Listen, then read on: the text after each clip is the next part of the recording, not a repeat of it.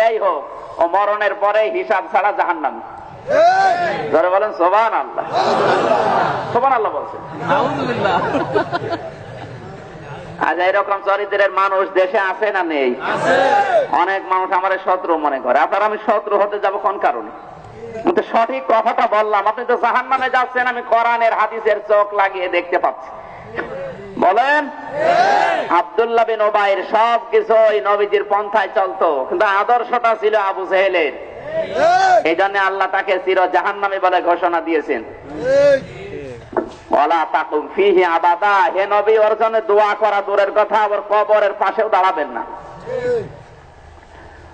টুপি, দাড়ি, পাগড়ি সবকিছু ওকে ছিল। নবীজির সাথেও তারাবি পড়তো, আল্লাহর নবীর সাথে ইফতারি করেছে, বিশ্ব নবীর পেছনে 5 ওয়াক্ত নামাজ আদায় করেছে, হজ করেছে নবীর সাথে কাবা ঘরে। সবকিছুই ছিল 100 ভাগের 100 ভাগ। একটা পয়েন্টে ওর দুর্বল ছিল, নবীকে রাজনৈতিক জীবনে নেতা মানত না। ওর আদর্শ ছিল আবু জেহেল। এইরকম চরিত্র আজ বাংলাদেশে আমার মনে হয় 100 জনে 85 জন, তার সাথে বেশি হবে। ওপরে দেখলে বোঝা যায় না, মনে হয় জান্নাত থেকে পালিয়ে কেবল চলে এসেছে।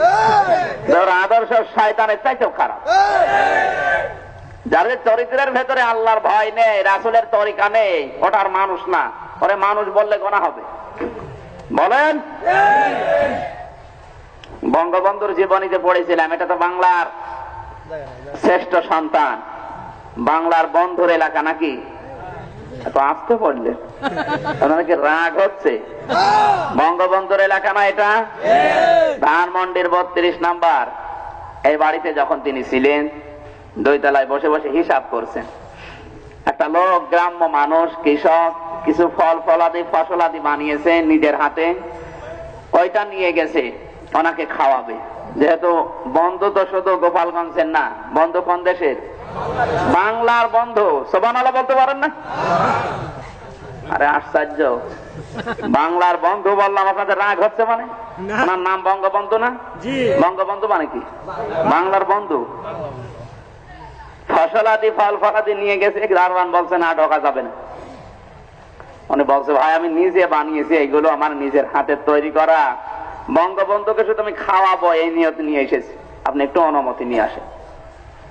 দারোয়ান গেছে, বলছে স্যার আপনার কাছে এক গ্রাম্য কৃষক এসেছে, কিছু ফল ফলাদি খাওয়াবে, তা চাষ করা কিছু সম্পদ নিয়ে এসেছে। বঙ্গবন্ধু কাজে ব্যস্ত ছিলেন, ডাক দিয়ে বলছে, দারোয়ান ওরে 20টা টাকা দিয়ে দাও। দারোয়ান চিন্তা করছে, 1 মিনিটে 20 টাকা? 20টা টাকা নিয়ে 10 টাকা নিজের পকেটে আর 10 টাকা নিয়ে নামতেছে। লোককে বলে, ভাই 20টা টাকা 10টা টাকা আপনাকে বঙ্গবন্ধু দিয়েছে, আপনি বাড়ি চলে যান। কৃষক বলে, বন্ধু আমি তো টাকা নেওয়ার জন্য আসি নাই, আমি এসেছি আমার এই ফল ফলাদি ফসলাদি গুলো তাকে খাওয়াবো, এগুলো ফরমালিন মুক্ত, বিষ দেওয়া না। আজ তো বাংলাদেশের যে অবস্থা, সব ফলে বিষ নাকি? খাদ্য গ্রহণে বিষ, হক কথা বললেই পুলিশ। এই এলাকায় এখনো শুরু হয়নি, সারা বাংলাদেশের অবস্থা এখন এই। হক কথা বলা মাত্রই কি জোরে বলে, বলছে আমাকে নিয়ে চলেন, আমি সালাম দিয়ে চলে আসবো। নিয়ে গেছে ওপরে, স্যার আপনি টাকাটা ফেরত নেন, আমি তো টাকা নেওয়ার জন্য আসি নাই। বঙ্গবন্ধু বলে, আল্লাহর বান্দা তোমার আমি 20 টাকা দিলাম, কই আমার তো আপনার দারোয়ান 10 টাকা দিয়েছে। বঙ্গবন্ধু আশ্চর্য হয়ে বলছে, আল্লাহ, যেই দেশে 2 তলা থেকে নিচ তলায় 20 টাকা নামতে নামতে 10 টাকা হয়ে যায়, এদেশে আমি সোনার বাংলা বানাবো কি দিয়ে? এই কথা বলছে না কেন? ওই দারোয়ানের ভেতরে যদি আল্লাহর ভয় থাকতো, 20 টাকা 10 টাকা হয়তো? এরকম দারোয়ান তো বাংলাদেশে নেই। সম্মানিত ভাইরা, আমি চেষ্টা করছিলাম বিশ্ব নবী মুহাম্মদ রাসূলুল্লাহর আদর্শটা বোঝানোর জন্য। নবী যে বলেন, কিয়ামতের দিন সবচাইতে বেশি আমার নিকটবর্তী হবে ওই মানুষগুলো দুনিয়ায় যারা দরুদের সংখ্যা বেশি দিয়েছে।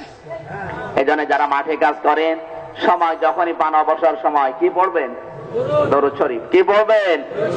5 ট্রাক মাইক্রো যারা চালাচ্ছেন, সময় যখনই পাবেন, অবসর সময়ে দরুদ শরীফ পড়েন। ঘরের বারান্দায় বসে আছেন, দোকানদারি করছেন, কাস্টমার আসে নাই, ফ্রি সময় আছে, বসে বসে দরুদ শরীফ পড়ে।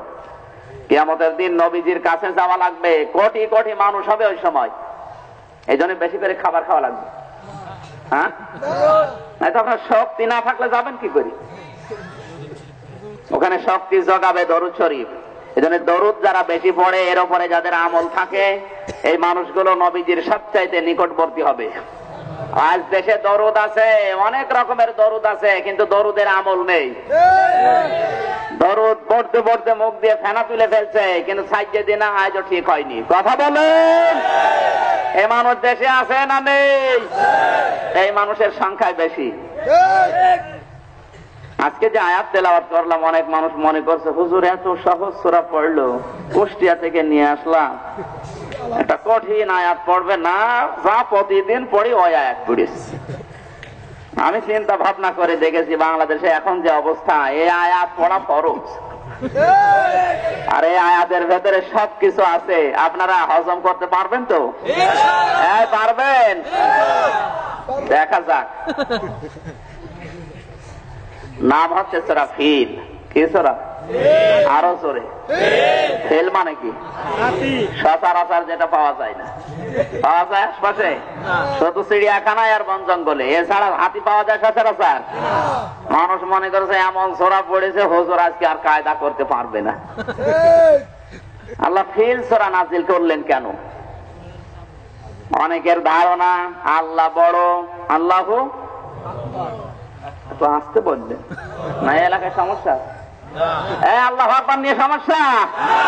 আল্লাহু আকবারের সাথে যাদের বিরোধিতা, ও মরে গেলে জানাজা দেওয়ার দরকার নেই, কারণ শয়তান এমন জাহান্নামে যাবে, অমন জাহান্নামে যাবে।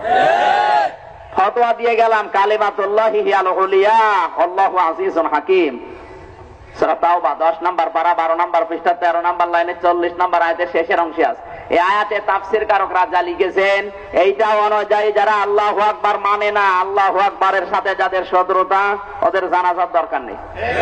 হয় হিন্দুদের মতো পুড়িয়ে ফেলবেন, অথবা আবু জাহেলের মতো উদ্দু করে দেবেন। এই কথা বলছেন না কেন? আল্লাহু আকবার মানে না, ওর জানাজা পড়াবো কি দিয়ে?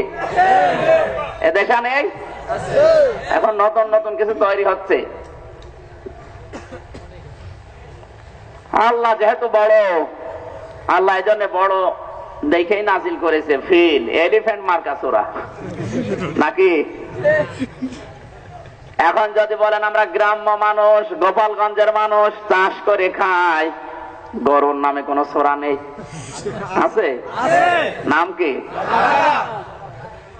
গরুর চাইতে আরো ছোট যেগুলো বাড়িতে আমরা পুষি, যেগুলো বাড়িতে আমরা লালন পালন করি, ছাগল, ভেড়া, হাঁস, মুরগি, এর নামে কোন সূরা নেই? কি? সূরা আনআম। সামষ্টিক ভাবে আল্লাহ সূরা আনআম নাজিল করে জানিয়েছেন। সুবহানাল্লাহ বলতে পারেন না? এখন যদি বলেন আকাশে উড়ে বেড়ায়, এদের নামে কোন সূরাই নেই, নাম হচ্ছে নাহাল, মৌমাছি। এর চাইতে ছোট যেটা মাটিতে ঘোরাঘুরি করে, নামাল, পিঁপড়া। সুবহানাল্লাহ বলতে পারেন না? পিঁপড়া নাম মৌমাছি না, এর মাঝখানে একটা আছে, নাম কি? আনকাবুত, মাকড়সা। আপনি একটা একটা করে যতগুলো বিষয়ে প্রশ্ন করবেন, কোরআনে কারিমের সূরার ভেতরে আল্লাহ সবগুলো উত্তর দিয়ে দিয়েছেন। এখন যদি বলেন আমরা এখানে এসেছি সব মুমিন, আমাদের নামে সূরা আছে না নেই? আমার আল্লাহ কোরআনে কারিমে সূরা মুমিনুন নাজিল করে জানিয়েছেন। কতগুলো গুণ থাকলে মানুষকে মুমিন বলা যায়, ওই গুণগুলো দিয়ে আল্লাহ একটা সূরাই দিয়েছেন, নাম হচ্ছে মুমিনুন।